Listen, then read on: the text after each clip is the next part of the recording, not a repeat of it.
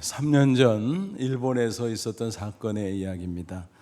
그 당시 대학병원에 간호사로 근무하던 30대 초반의 한 여성이 자신의 어머니를 살해한 것이었습니다.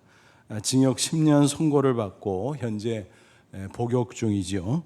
그 모녀 사이에 무슨 사연이 있었던 걸까요? 어머니는 어려서부터 명문대학 진학을 꿈꾸고 있었습니다. 그런데 그만 실패하고 고등학교 졸업의 학력으로 그쳤습니다. 그게 한이 되었던지 딸에게 의과대학 진학을 계속 강요했습니다. 그런데 딸은 낙방을 거듭했어요.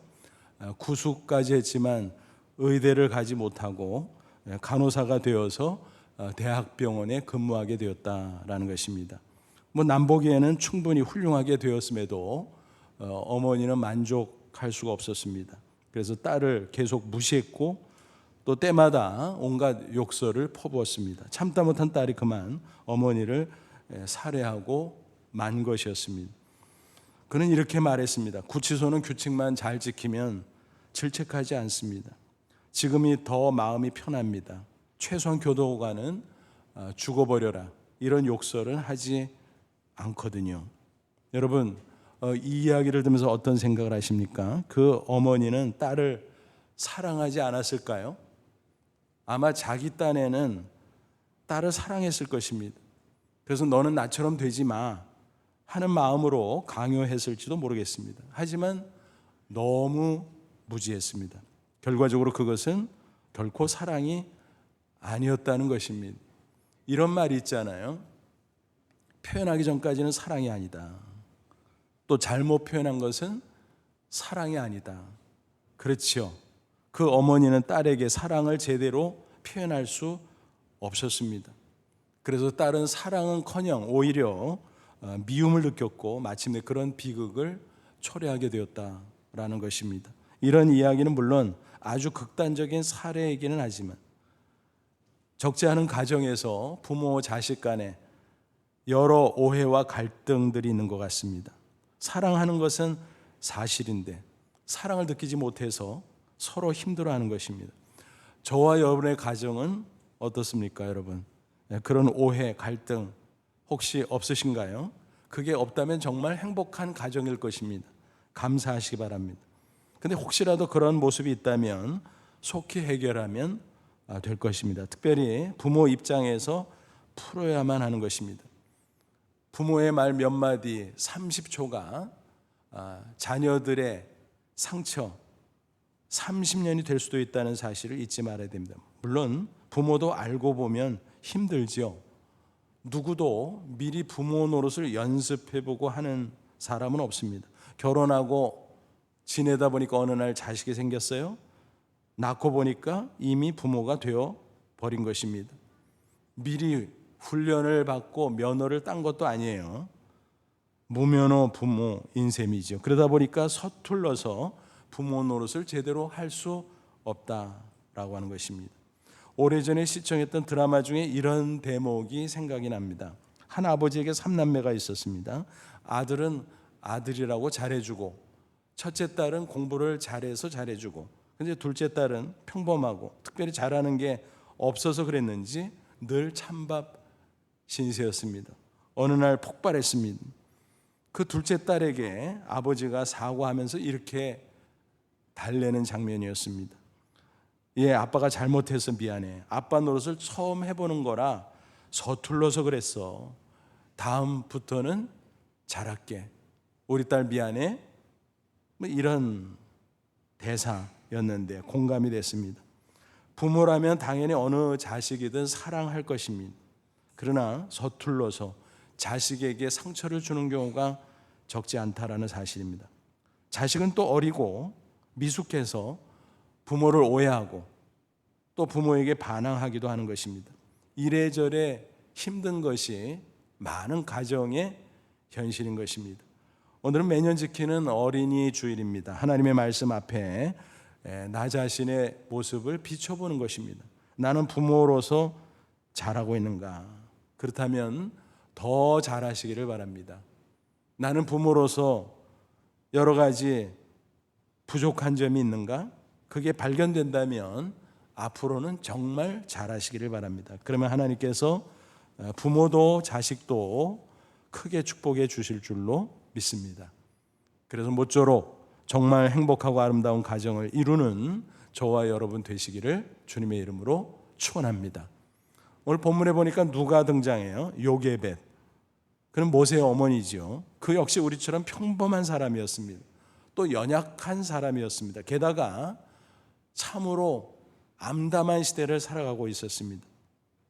근데 그 아들을 갈대 상자에 담았어요. 그래서 죽을 아들을 살려냈습니다. 뿐만이 아니라 위대한 하나님의 사람으로 양육했습니다. 정말 놀라운 일이 아닐 수 없었어요. 그렇다면 여러분, 요게벳의 갈대 상자, 그것은 과연 무엇이기에 그 아들 모세를 위대한 하나님의 사람으로 만들 수 있었을까요? 그 갈대 상자 자체는 하찮은 물건에 불과합니다. 고대 애굽 이집트의 파피루스 잘 아시죠? 그 풀을 가지고 만든 작은 상자에 불과해요. 그 자체는 정말 별게 아니지요. 하지만 그 안에 담긴 의미가 중요한 것이었다라는 사실입니다. 우리는 그 가운데 세 가지의 의미를 찾아낼 수 있습니다. 첫째는 그 갈대 상자 요게벳의 절망을 의미했습니다. 아무랬던 그 시대 자식을 죽일 수밖에 없는 어미, 그러나 결코 죽일 수 없었기에 아들을 갈대 상자에 넣었다라는 것입니다. 그런데 그 다음은 모릅니다. 절망이지요. 그때는 잘 아신 듯 이스라엘 백성이 애굽에서 노예살이하고 있을 때지요. 그들이 거슬러 올라가서 요셉 시절에 애굽 이민을 갔었죠. 총리니까 요셉이 그 일족들이 제법 대우를 잘 받았었습니다. 그런데 요셉이 죽고 오랜 세월이 흐르면서 정권도 여러 차례 바뀌었고 압제를 당하기 시작합니다. 나중에는 아예 이스라엘이 탄압을 받게 됩니다. 히브리인 말살 정책까지 등장하게 됩니다. 단계적으로 점점 잔인하게 옥죄오고 있었습니다. 처음에는 강제부역으로 견제를 했어요. 출애굽기 1장에 나오죠. 그런데 나중에는 이스라엘의 인구 증가를 억제하려고 통제하기 시작합니다. 남아 사나 제한법, 뭔가요? 히브리 산파들에게 명령했습니다.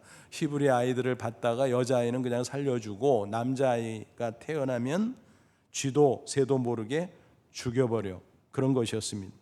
하지만 하나님을 경외하는 산파들이 어떻게 그 짓을 합니까? 고민하던 끝에 하나님이 지혜를 줘서 지연작전을 펼쳤습니다. 일부러 늦게 가는 거예요. 다행히 히브리 여인들은 강건해서 아이를 스스로 잘 낳을 수 있었습니다. 그러므로 남자아이들이 이미 태어났으니 죽이지 않아도 됐던 것입니다. 그렇게 되니까 바로 왕이 약이 올랐겠죠. 화가 났겠죠. 그래서 이번에는 아예 남아 학살법을 제정하고 공포하게 됩니다. 남자아이가 태어나면 무조건 죽여라. 그리고 만약 복종하지 않는 가족들이 있다면 전부 몰살시켜라 라는 악법이었습니다. 그 당시 바로 왕은 누구였을까요? 투트모스 1세였습니다. 모세는 그토록 무서운 시대에 태어났던 것입니다. 모세 출생 연대는 대략 신학자들의 추정에 의하면 BC 1526년쯤 됩니다. 그때 레위 족속 가운데 아므람이라는 남자가 있었는데 바로 요게벳과 결혼을 했던 것입니다. 가정을 이루었어요. 여느 가정처럼 행복을 꿈꿨겠죠. 자식을 낳았겠죠. 이미 미리암이라는 딸이 있었고 아론이라는 아들도 있었습니다. 그런데 그런 무지막지한 악법이 제정 공포됐던 것입니다. 그런 가운데 셋째가 태어났네요. 당연히 기뻐해야 됐는데 오히려 슬픔에 빠질 수밖에 없었습니다. 남자아이로 태어났으니 죽일 수밖에 없었던 것입니다. 부모로서 할 짓이 못 되죠. 그렇다고 마냥 숨겨 기를 수도 없었습니다. 만약 발각되면 그 위에 남매까지 죽일 수밖에 없는 그런 처참한 판국이었습니다. 그래서 그 부부는 갈등했고 고민했고 하루하루를 지내고 있었습니다. 그 당시의 상황을 잘 보여주는 구절이 바로 본문 2절에 있죠. 그 여자가 임신하여 아들을 낳으니 그가 잘생긴 것을 보고 석 달 동안 그를 숨겼으니. 자기 자식인데 잘나 보이죠. 그런데 특별히 잘나 보였다라는 것입니다. 이래저래 죽일 수가 없었습니다. 그런데 남자아이라 그래서 그런지 점점 울음소리가 커집니다. 석 달 한계점에 도달했습니다. 어떡하지? 내 손으로 죽일 수는 없고, 그렇다고 언제까지 숨길 수는 없고, 고민 끝에 하나님이 지혜를 주셨는지 그는 이렇게 합니다. 3절, 더 숨길 수 없게 되며 그를 위하여 갈대상자를 가져다가 역청과 나무진을 칠하고 아기를 거기 담아 나일강과 갈대 사이에 두고. 뭔가요? 갈대상자, 아까 말씀드렸어요. 파피루스로 만들었기 때문에 물이 스며들 수밖에 없었겠지요.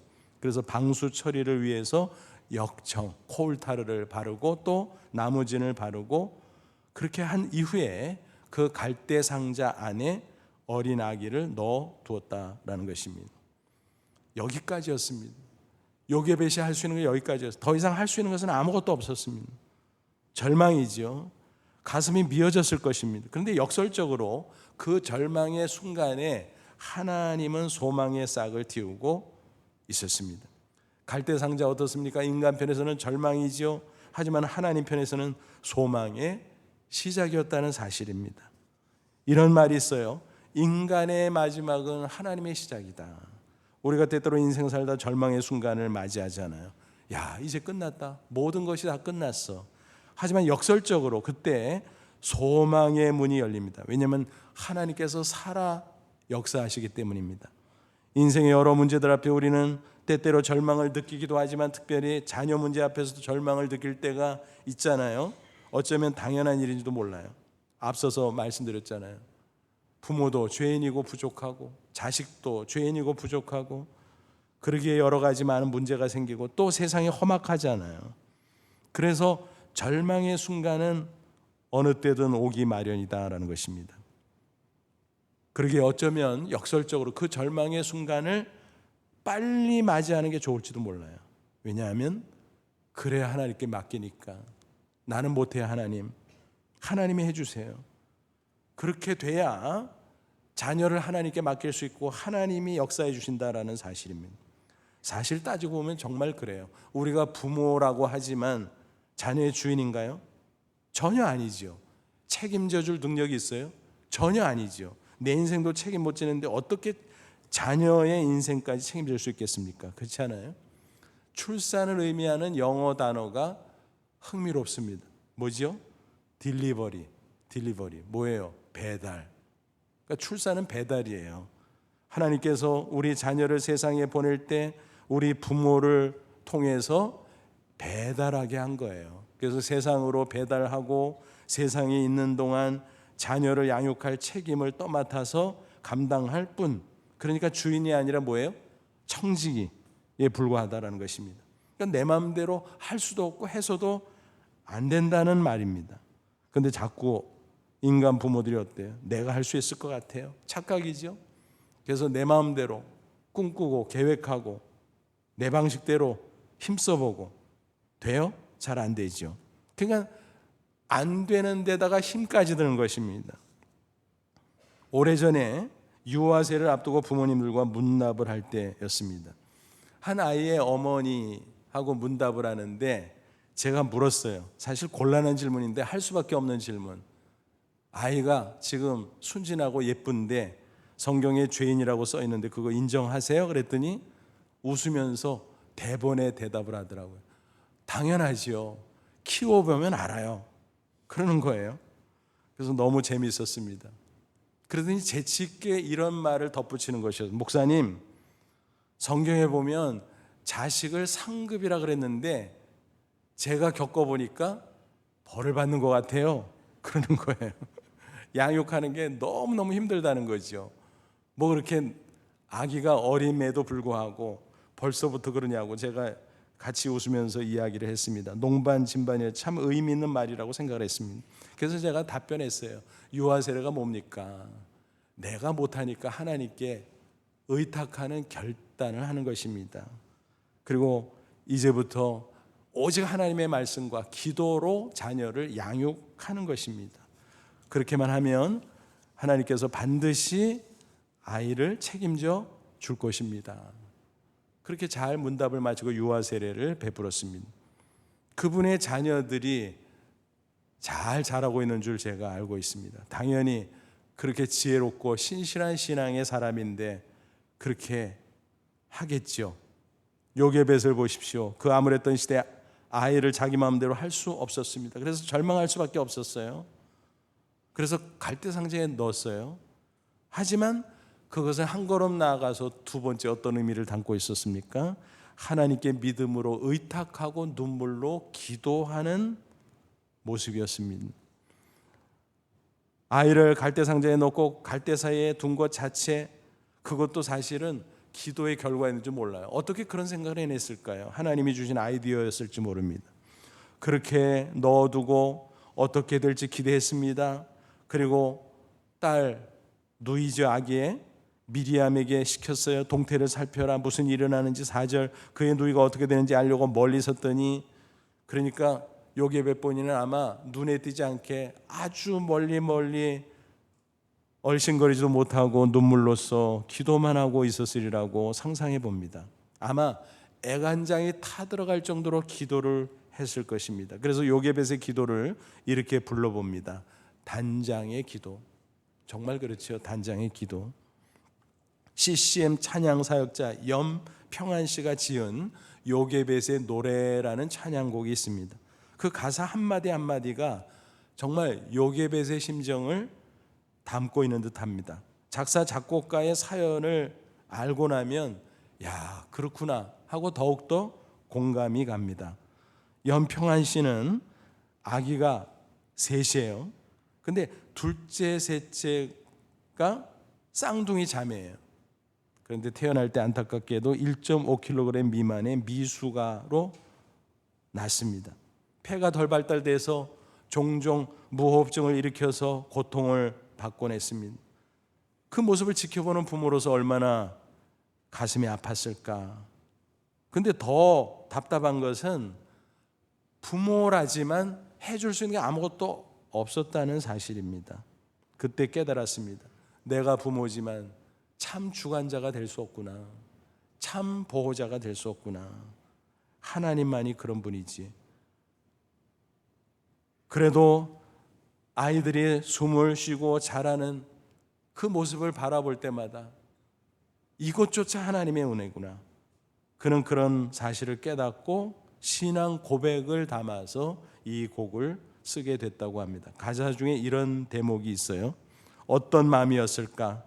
그녀의 두 눈에 눈물이 흐르고 흘러 정처 없이 강물에 흔들흔들 흘러내려가는 그 상자를 보며 눈을 감아도 보이는 아이와 눈을 맞추며 주저앉아 눈물을 흘렸겠지.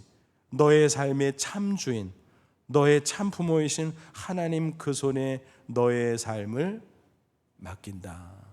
혹시 아직 들어보지 않은 분이 있으시다면 유튜브를 검색해서 한번 들어보시면 좋겠습니다. 그 가사 한마디 한마디, 그 곡조 한 대목 한 대목 가슴을 적십니다. 요게벳이 정말 그랬습니다. 더 이상 아무것도 할 수 없었습니다. 하지만 기도는 할 수 있었기에 하나님께 맡기고 눈물로 기도했다는 것입니다. 근데 놀랍게도 하나님은 그 기도를 들으셨습니다. 전부가 되어 주셨습니다. 그래서 저는 수시로 이렇게 강조합니다. 자녀를 위한 최고의 뒷바라지 뭘까요? 기도입니다. 기도. 자녀 양육의 마무리가 뭘까요? 기도입니다. 공부시켜주고 이것저것 다 챙겨주고 아무리 그런다고 할지라도 기도만은 못하다는 사실을 잊지 마십시오. 아니, 모든 것을 다 해준다고 해도 기도를 빼먹으면 뒤탈이 날 수밖에 없음을 잊지 마시기 바랍니다. 한 번은 신문에서 이런 기사를 읽어본 적이 있어요. 열성 엄마들 얘기인데 아이들 과외시키고 학원 보내고 거기서 그치는 것이 아니라 아이들의 체력을 보강하기 위해서 애를 쓴다는 것이었으면 뭐 당연한 일 아닌가 싶지만 도가 지나쳐서 문제라는 논조로 쓴 기사였습니다. 무슨 얘기인가 하면 건강원에서 별의별 보양식과 보약을 주문해다 먹인다는 것입니다. 뭐 별의별 게 다 했더라고요. 그 가운데 이런 게 있었어요. 물범 중탕액. 여러분 들어보셨어요? 물범, 철갑상어, 조랑말, 황소개구리 이런 것을 섞어서 넣어 달인 탕약이라는 것입니다. 엄청 고가겠죠? 그 건강원 벽면에는 그것을 먹고 명문대에 합격한 아이들의 명단이 빽빽이 게시되어 있다는 것입니다. 정말 상관성이 있나? 그것도 궁금하기는 하지만 어쨌든 대단한 열성이다 싶었습니다. 그런데 여러분, 그런 무엇보다도 확실한 것이 무엇일까요? 기도라는 것입니다. 전능하신 하나님께 맡기고 기도할 때 그 눈물의 기도 하나님께서 반드시 들으시고 역사해 주실 줄로 믿습니다. 우리가 잘 아는 구절 있잖아요. 시편 126편 5절 6절. 눈물을 몇 씨를 뿌리는 자는 기쁨으로 거두리로다. 울며 씨를 뿌리러 나가는 자는 반드시 기쁨으로 그 곡식단을 가지고 돌아오리로다. 농부가 씨를 뿌려갈 때 고단하고 힘들고 그러지요. 눈물이 흐를 때도 있어요. 하지만 추수 때를 기다립니다. 반드시 추수가 있을 거야. 그때가 왔어요. 곡식단을 가지고 기쁨으로 돌아오는 농부의 모습을 상상해 보십시오. 하나님께서 기도하는 자에게 그런 놀라운 기쁨을 주시겠다는 약속의 말씀입니다. 여러분, 자녀는 내 소유가 아니잖아요. 그러므로 절대 내 마음대로 되질 않지요. 내 마음대로 하려고 하면 할수록 오히려 애를 먹게 된다는 사실을 기억하십시오. 따라서 요괴별처럼 나 자신의 한계를 얼른 깨닫고 자진절망하는 게 훨씬 좋습니다. 난 안 돼. 내 힘으로, 내 능력으로, 내 재주로, 내 노력으로 안 돼. 그것을 고백하라는 것입니다. 그리고 하나님의 손에 자녀를 맡기고 기도하시기를 바랍니다. 그러면 하나님께서 반드시 우리의 기대 이상으로 우리 자녀를 세워주실 줄로 믿습니다. 그렇잖아요, 여러분. 나에게 아무리 좋은 아이디어가 있고 내가 대단한 능력을 가진다고 할지 하나님만 하겠습니까? 그렇지 않잖아요. 그러므로 하나님께 맡기고 기도하는 것이 최선이 되는 줄로 믿습니다. 반드시 하나님께서 자녀들을 책임져 주시고 우리 부모조차 책임져 주시고 크게 축복해 주실 줄로 믿습니다. 요게벳을 보십시오. 그는 절망했지만 하나님을 아이에게 맡기고 눈물로 기도했어요. 그래서 어떤 일들이 벌어집니까? 하나님의 놀랍게 역사했죠. 죽을 수밖에 없어서 아이가 살아났어요. 그뿐인가요? 그 뒤에 깜짝깜짝 놀랄 만한 일들이 계속 벌어지고 있음을 성경에서 확인할 수 있습니다. 바로왕 공주의 양아들이 됐어요. 여러분 상상해 보세요. 그 대제국 공주의 양아들, 그게 가능한 일입니까? 야, 그게 실화야? 실화라니까요. 그뿐이 아니죠. 그 아이가 자라서 출애굽의 영웅이 되잖아요. 이스라엘 백성들을 애굽의 압제에서 해방시켜 가나안 땅으로 인도하잖아요. 정말 놀랍죠. 본문 5절 6절을 보십시오. 성경 기록으로 보니까 그렇지 정말 있을 수 없는 일이 벌어지고 있습니다. 5절 6절. 바로의 딸이 목욕하러 나일강으로 내려오고 시녀들은 나일 강가를 거닐 때 그가 갈 때 사이에 상자를 보고 시녀를 보내어 가져다가 열고 그 아기를 보니 아기가 우는지라 그가 그를 불쌍히 여기르되 이는 히브리 사람의 아기로다. 어떻게 그 공주가 그 지역까지 갈 수 있었을까? 수도도 아닌데, 그죠? 그 공주의 이름은 핫셉수투였어요. 근데 무남동료 외딸이에요. 자기에게 왕권이 있었지만 여성이라는 것 때문에 자기 남편 투투모스 2세에게 양도를 했습니다. 하지만 마쿠에서 실세로서 굉장히 활발하게 활동을 했다 그래요. 그래서 아마도 그때 그 지역을 시찰하지 않았을까. 왜냐하면 그 당시 애굽은 전국적으로 토목공사를 대대적으로 벌였거든요. 그래서 그 지역에 일이 있었고 아마 시찰하지 않았을까. 하나님의 섭리 가운데 그렇게 딱 마주치게 되었다라는 것입니다. 아기가 우는데 어쩐지 측은하고 마음이 끌리는 거예요. 근데 문제는 남아 학살법. 하지만 괜찮아요. 왜요? 공주에게는 치외법권이 있었잖아요. 자기가 마음만 먹으면 그 법 무시할 수 있어요. 그리고 그 아이 살릴 수 있어요. 살리기로 했습니다. 양아들로 삼기로 했죠. 그리고 그 이름을 뭐라고 지었어요? 모세, 물에서 건져냈다. 그런 뜻이 담긴 이름입니다. 바로 그때 누이 미리암이 공주에게 다가가지요. 그리고 제안합니다. 공주님, 유모 구해 드릴까요? 아무리 공주라도 아기를 낳지 않았으니 젖을 줄 수는 없었겠지요. 요즘 같으면 분유 있으니까 괜찮겠지만, 그래서 이 대목을 읽으면서 문득 그런 생각을 했어요. 분유가 없는 시대에 태어난 것도 은혜였구나.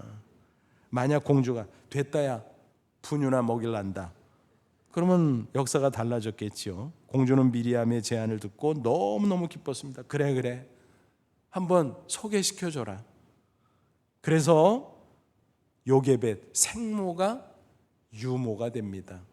9절, 바로의 딸이 그에게 이르되 이 아기를 데려다가 나를 위하여 젖을 먹이라. 내가 그 삭슬 주리라. 여인이 아기를 데려다가 젖을 먹이더니. 기가 막힌 일이 벌어졌죠. 신기하고 놀랍습니다. 생모가요, 안전하게 모세를 젖을 먹이며 키울 수 있었습니다. 게다가 월급까지 받았다네요. 공주니까 월급을 아마 두둑이 챙겨줬겠죠. 뭐 몇 푼 째째하게 줬겠습니까? 기가 막힌 일들이 계속 벌어집니다. 그로부터 3년가량 요게벳은 아이를 품에 안고 기도했을 것입니다. 눈물로 기도했을 것입니다. 때로는 얼마 후 보내줄 수밖에 없는 그 일을 생각하면서 눈물을 뚝뚝 흘리고 그 눈물이 아기의 얼굴에 뒤덮였을지도 모릅니다. 또 그 아기가 비록 어리지만 하나님의 말씀을 알아듣든 알아듣지 못해 열심히 들려주고 또 들려줬을 것입니다. 그러므로서 히브리 민족의 정체성 그리고 여호와 경외의 신앙을 심어 주었다라는 것입니다. 그 후에 공주에게 보내줄 수밖에 없었지만 그 후에도 계속 기도했을 것입니다. 눈물로 기도하고 또 기도하고 생각나면 자나깨나 기도하고 오매불망 기도 또 기도했을 것입니다. 어쩌면 오랜 세월 아마 눈을 감을 때까지 기도했을 것입니다.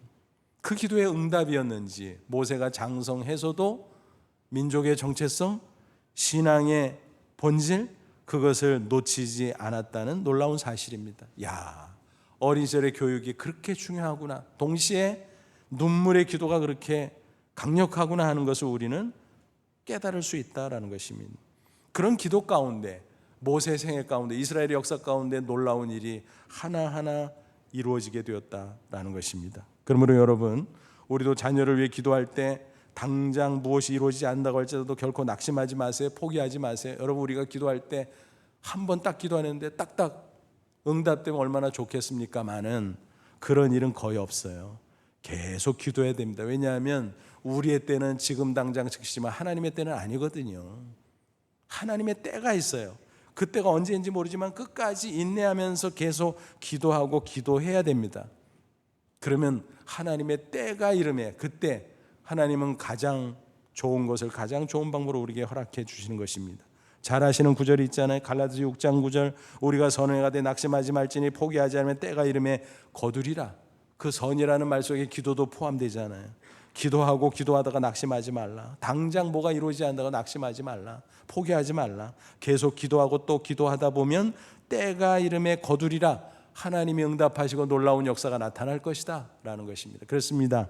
하나님은 가장 좋은 것을 가장 좋은 방법으로 가장 좋은 때에 허락해 주신다고 누누이 말씀드리지 않았습니까? 바로 그겁니다. 그때가 언제인지 모르기 때문에 우리는 끝까지 인내하고 눈물의 기도를 하나님께 올려야 될 줄로 믿습니다. 여러분 중에 혹시 자녀들이 마음에 안 들어서 애를 태우고 속상해하시는 분이 계십니까?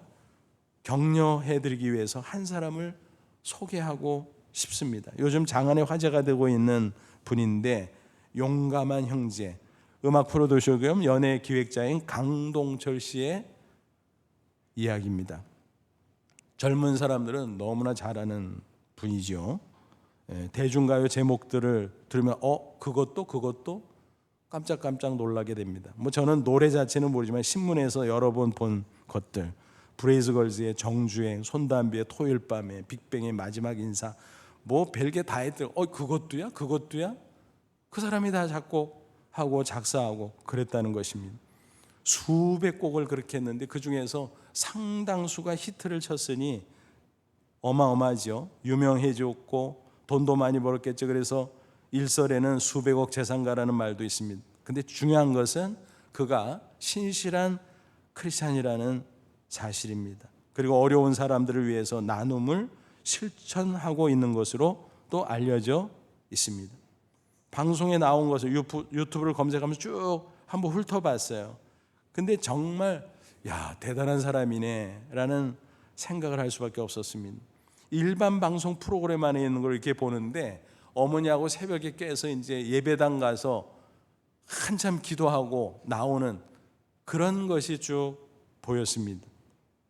또 그걸 보여주고 나서 한참 뭐 기도 얘기, 신앙 얘기, 옆에 사람들도 막 맞장구를 치고 그런 걸 보면서 제가 야, 이거는 특이하다. 왜냐하면 일반 방송의 경우는요, 본인이 신앙 얘기를 많이 해도 그 제작자들이 다 컷해버려요. 방송에 뭐 종교적인 색채 안 보낸다 뭐 이런 미명하에. 근데 이 사람 경우는 오히려 막 일부러 찍어가지고 막 보여주고 신앙 얘기 막 일부러 막 하고 그러는 거예요. 그래서 야, 이거 특이하다. 아니나 다를까 비하인드 스토리가 있었습니다. 그러니까 일반 사람들도 야, 저 사람이 예수 믿어? 저 사람이 새벽기도 맨날 해? 야, 그거 희한하다. 호기심을 가질 수밖에 없는 사연이 있다라고 하는 것입니다. 그는 어려서 초등학교 때까지 공부를 무척 잘했다고 합니다. 그런데 중학교 때부터 빗나가기 시작했습니다.